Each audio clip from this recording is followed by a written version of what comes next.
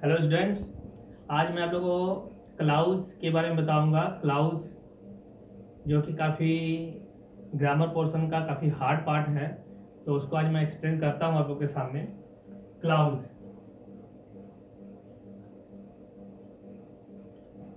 Clause जानने से पहले मैं आप लोगों को एक चीज़ बता दूं कि सेंटेंस जो होते हैं वो तीन प्रकार के हम लोग समझते हैं। तीन प्रकार के होते हैं: सिंपल सेंटेंस, दो कंपाउंड, थर्ड नंबर पे है कॉम्प्लेक्स। तो जो कॉम्प्लेक्स सेंटेंस है, जैसा नाम हो वैसा काम है। कॉम्प्लेक्स मीन्स काफी कॉम्प्लेक्स, मतलब हार्ड। तो कॉम्प्लेक्स सेंटेंस का लोग समझेंगे तो कॉम्प्लेक्स सेंटेंस में ही क्लाउज आता है। तो कॉम्प्लेक्स सेंटेंस में क्लाउज किस तरह आएगा, क्या आएगा, मैं बताता हूँ। कॉम्प्लेक्स के बारे में जानने से पहले इसके तीन पार्ट हम लोग समझेंगे। कॉम्प्लेक्स के हैं: एक नाउन क्लाउज,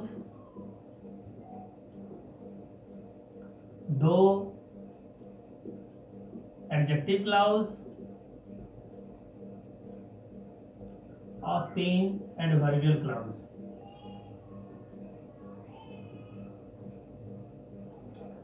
फर्स्ट में स्टूडेंट मैं नाउन क्लाउज के बारे में आप लोग बताता हूँ। Noun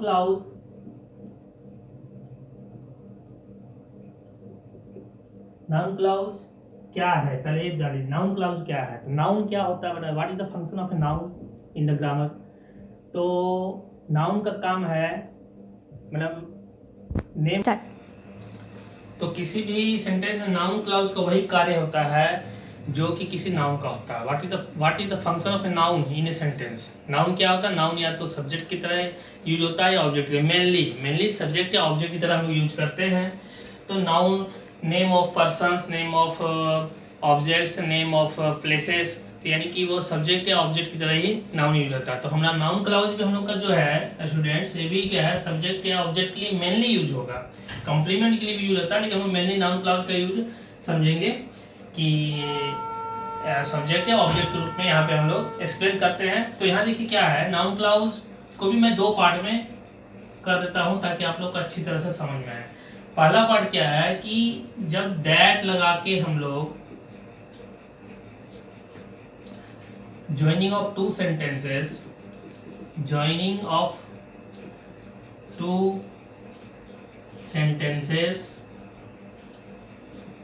by using that word।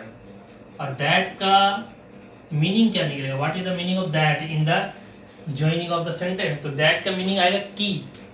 जैसे हम लोग इसको एग्जाम्पल में देख रहे हैं, it is clear that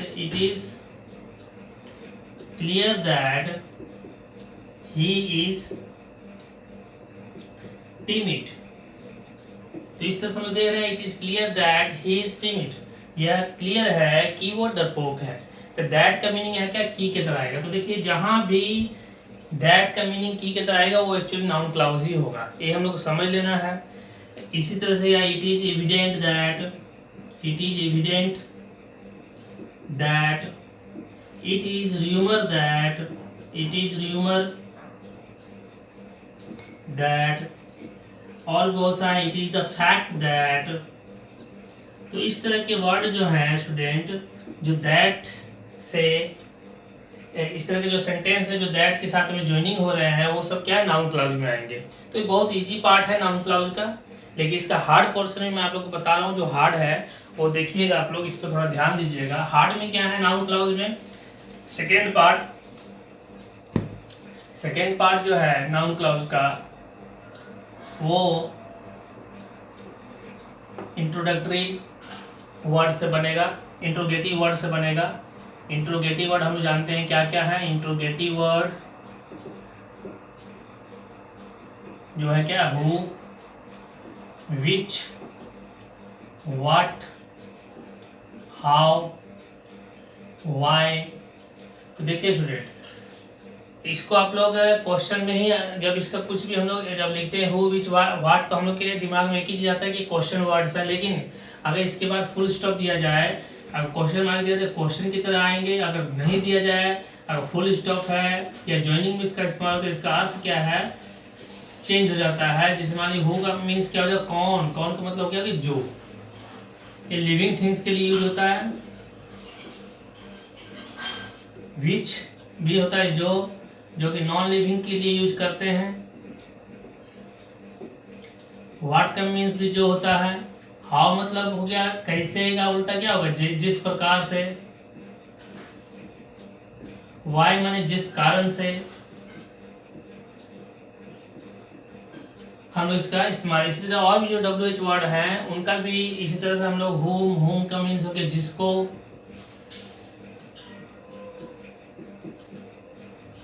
how much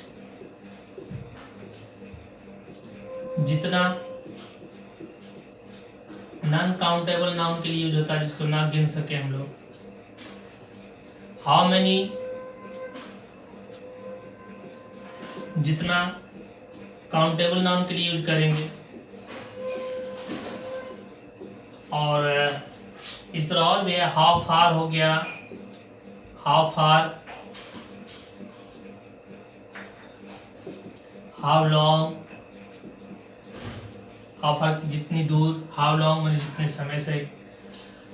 तो इस तरह क्या है हम लोग WH वर्ड जो बोले या जो भी बोले, इंट्रोडक्टिव वर्ड बोले, इंट्रोगेटिव वर्ड बोले, इसका हम लोग यूज करते हैं। तो इसका जो यूज करेंगे वो क्या असर्टिव यूज निकलता है इसका। अब मैं यहाँ पे स्टूडेंट आप लोग बता दूं, जैसे यहाँ मैंने लिखा, यहाँ 2 लाइनें मैं आप लोग को दे रहा हूँ। आई नो द प्लेस, इसके ऊपर मैं लिख रहा हूँ ही लिव्स एनीवेयर, वो कहीं रहता है। आई नो द प्लेस, मैं उस जगह को जानता हूँ। इसको हम लोग को ज्वाइनिंग करना है, नाउन क्लाउज से करना है। तो I no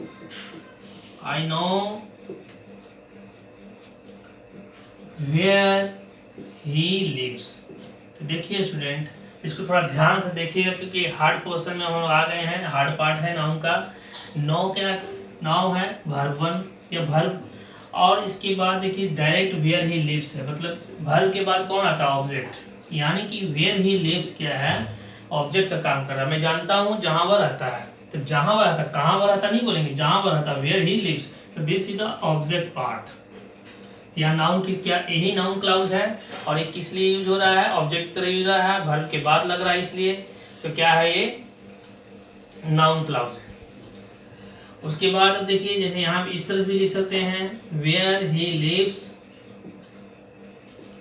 is known to me, तो देखिए अब यहाँ भी देखिए वेयर ही लिव्स के बाद डायरेक्ट वर्ब आ रहा है, इसका मतलब ये सब्जेक्ट की तरह काम कर रहा है। तो ये भी क्या है, नाउन क्लाउज है। सबसे एक्स्ट्रा के वर्ड जो है, अब आप यहाँ देखिए कंफ्यूजन कहाँ होता है ये भी मैं बता देता हूँ। आई नो द प्लेस आप लिख दीजिएगा, आई नो द प्लेस, फिर भी ये लगाएगा, आपका सेंटेंस गलत नहीं है क्योंकि नाउन क्लाउज नहीं होगा, ये नाउन क्लाउज नहीं होगा। क्यों नहीं होगा मैं बताऊंगा, एडजेक्टिव क्लाउज में बताऊंगा। I know where he lives is known to me. तो ये दोनों जगह देखिए, यहाँ पे वर्ब के बाद ऑब्जेक्ट आया है, यहाँ वर्ब के पहले सब्जेक्ट आया है। तो हम लोग क्या किए, इंट्रोगेटिव वर्ड के द्वारा हम लोग क्या है, इसको क्लाउज को बनाए हैं। और क्या है, नाउन क्लाउज है। क्यों नाउन क्लाउज है, क्योंकि नाउन की तरह यूज है। जो क्लाउज पार्ट क्या होता है, जो वही क्लाउज पार्ट होता है जो अकेला कोई अर्थ नहीं देता है। Alone it has no complete meaning. Where जहाँ वो रहता है, जहाँ वो रहता क्या, तो वहाँ कुछ तो आपको रिक्वायरमेंट लगेगा, कुछ बोलना है, कुछ सेंटेंस को पूरा करने के लिए कुछ चाहिए हम लोग के पास।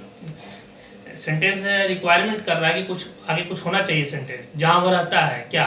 तो उसी तरह से क्या, वेयर ही लिव्स क्या क्लाउज है, अधूरा सेंटेंस बोल सकते हैं। यहाँ भी देखिए, तो इस तरह क्या, इसको कंप्लीट करने के लिए हम लोग को क्या करना पड़ता है, आई नो लगाना पड़ रहा है। तो क्या है, I know where he lives, I know who he is, मैं जानता हूँ जो वह है, वो जो है मैं जानता हूँ। I know where who he is. तो ये क्या, हु इज क्या है, ये भी क्या है, ऑब्जेक्ट की तरह आ रहा है। ये भी क्या है, नाउन क्लाउज। तो इस तरह स्टूडेंट हम लोग नाउन क्लाउज के बारे में सीखे। तो अब नाउन क्लाउज के बाद में मैं आप लोग को एडजेक्टिव क्लाउज के बारे में बताऊंगा। एडजेक्टिव क्लाउज नाउन क्लाउज की से ही थोड़ा सा रिलेटेड है, क्योंकि उसमें भी इंट्रोगेटिव प्रोनाउंस का यूज हम लोग करते हैं। तो उसका यूज हम लोग किस तरह करेंगे, देखिए एडजेक्टिव क्लाउज। सबसे पहले तो ये समझ लीजिए कि एडजेक्टिव क्लाउज का काम क्या है, what is the function of adjective clause. तो एडजेक्टिव क्लाउज भी सेम वर्क करता है ग्रामर में जो एडजेक्टिव का होता है, मतलब दूसरे को क्वालिफाई करना। तो ये भी क्वालिफाई करेगा, कैसे करेगा, तो इसमें टोटल इंट्रोडक्टरी इंट्रोगेटिव जो प्रोनाउन मैंने लिखाए थे वो आप लोग को समझ में आए, उसी का यूज हम लोग यहाँ करने वाले हैं। ये नाउन का थोड़ा सा सेम टाइप का है, थोड़ा सा समझिएगा इसको। जैसे यहाँ हम लोग उसी एग्जाम्पल को लेते हैं कि he lives at a place, he lives at a place, I know the place, I know the place. अब देखिए मैं इसको बना रहा हूं, I know the place where he lives, where he lives. अब देखिए यहाँ क्या है, फर्क क्या है कि द प्लेस हम यहाँ लगाएं, क्या है, ये एंटीसीडेंट कहलाता है। एंटीसीडेंट मतलब ये कोई नाउन पर नाउन है या एडजेक्टिव भी हो सकता है जिसको क्वालिफाई कौन करता है, आगे वाला सेंटेंस करता है। क्वालिफाइंग जो है, क्वालिफाइंग क्लाउज है जो कि इसको क्वालिफाई कर रहा है। वह जगह जहां वह रहता है, उस जगह क्या विशेषता है, उस जगह की यही विशेषता है कि जहां वह रहता है। तो I know the place where he lives, I know. देखिए नाउन क्लाउज और एडजेक्टिव क्लाउज में फर्क देख लीजिए। हाँ, I know where he lives, I know the place where he lives. अगर द प्लेस लगा हुआ मतलब इंट्रोगेटिव प्रोनाउन के पहले कोई भी एंटीसीडेंट है तो क्या हो गया, एडजेक्टिव क्लाउज हो गया। अगर WH वर्ड या जो भी इंट्रोगेटिव प्रोनाउन के पहले अगर कोई भी एंटीसीडेंट नहीं है तो वो क्या है, नाउन क्लाउज है। क्यों, क्योंकि वर्ब के तुरंत बाद क्लाउज आएगा तो क्या होगा, वो नाउन क्लाउज होगा। अगर वर्ब के बाद कोई वर्ड आ जाए उसके बाद में क्लाउज आ रहा है तो वो क्या हो गया, एडजेक्टिव क्लाउज होगा, क्योंकि इसका क्या है, वो क्वालिफाई कर रहा है। जैसे एक और एग्जांपल मैं देता हूं, ए फार्मर हैड ए गूज। हम लोग वही कहानियां पढ़े हैं पहले। एक किसान के पास एक हंस था, वो एक रोज सोने का अंडा देता था। It laid a golden egg every day. देखिए स्टूडेंट्स, को मैं बना रहा हूँ, हिंदी में आप बनाएंगे, जो उसका इंग्लिश में होगा वही कर देना है। ए फार्मर हैड ए गूज, एक किसान के पास एक हंस था जो रोज सोने का अंडा देता था। ए फार्मर हैड ए गूज विच लगाएंगे।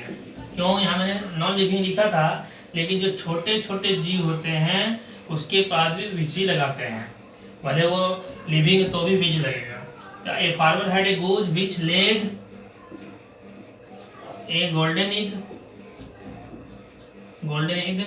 Every day. समझना होगा, इसमें समझाना भी है मेरे को कुछ। जैसे कि यहाँ पे it laid a golden egg था, यहाँ इट नहीं है। क्यों नहीं है, इट नहीं है यहाँ पे, क्यों नहीं है, क्योंकि यहाँ जो एंटीसीडेंट है उसी के लिए क्या है, ये प्रोनाउन यूज हुआ था। ए फार्मर हैड ए गूज के लिए यूज हुआ था इट इसलिए हम लोग यहाँ पे यूज नहीं करेंगे, क्योंकि एंटीसीडेंट दोबारा रिपीट नहीं होता है, इसलिए यहाँ पे क्या करेंगे, इसको नहीं लिखेंगे। तो ये भी याद रखना है आप लोग को, क्योंकि गलती हो सकती है आपको बनाते समय। A farmer had a goose which lead, it नहीं लगाना है, lead a golden egg every day. इसको हम नोट में लिख देते हैं कि द प्रोनाउन और noun for the antecedent will not be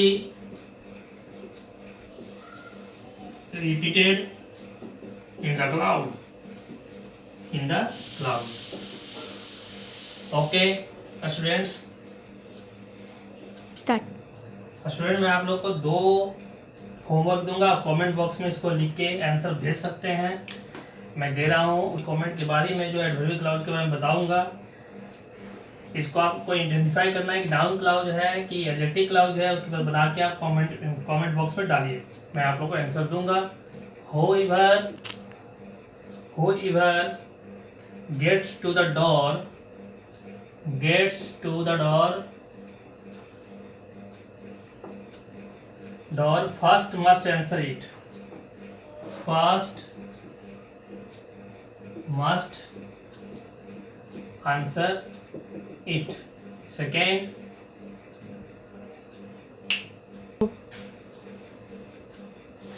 a micrometer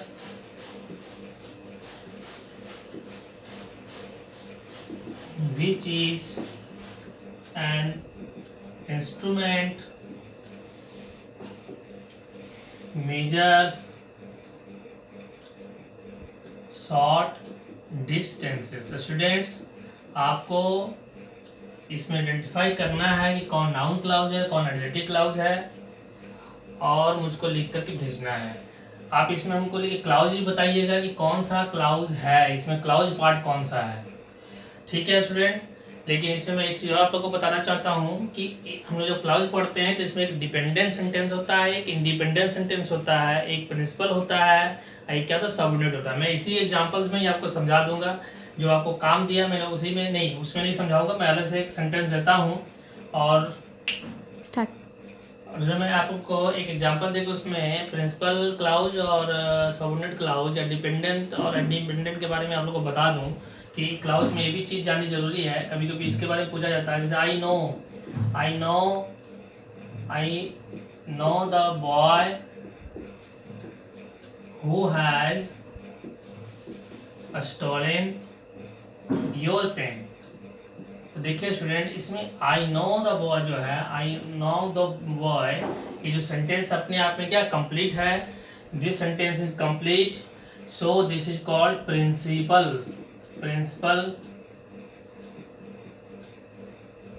clause. Main clause चूंकि डिपेंड नहीं कर रहा है तो इसको इंडिपेंडेंट क्लाउज बोलते हैं। क्या बोलते हैं? इंडिपेंडेंट। मैं यहाँ लिख दूंगा साफ नीचे में। ये जो सेंटेंस है, who has stolen your pen, जो तुम्हारी कलम चुराया है, तो क्या आगे तो आपको सेंटेंस बोलना पड़ेगा, तो ये क्या डिपेंड कर रहा है, इसको डिपेंडेंट भी बोलते हैं, डिपेंडेंट क्लाउज, सबऑर्डिनेट क्लाउज, और मेन बोले हैं तो सबऑर्डिनेट, इंडिपेंडेंट, प्रिंसिपल। बस तो आप इससे जो है ये भी आपको याद रखना है। तो एक्चुअली याद रखिएगा जो हु व्हाट है ये सब जो स्टार्ट होता है सेंटेंस, वही क्लाउज होता है, वही जो है वही क्या है, क्लाउज है मेनली। ओके स्टूडेंट्स, आपके कमेंट जो है मुझे इंकरेज करेगी कि मैं आगे का वीडियो भी डालूँ। Thank you.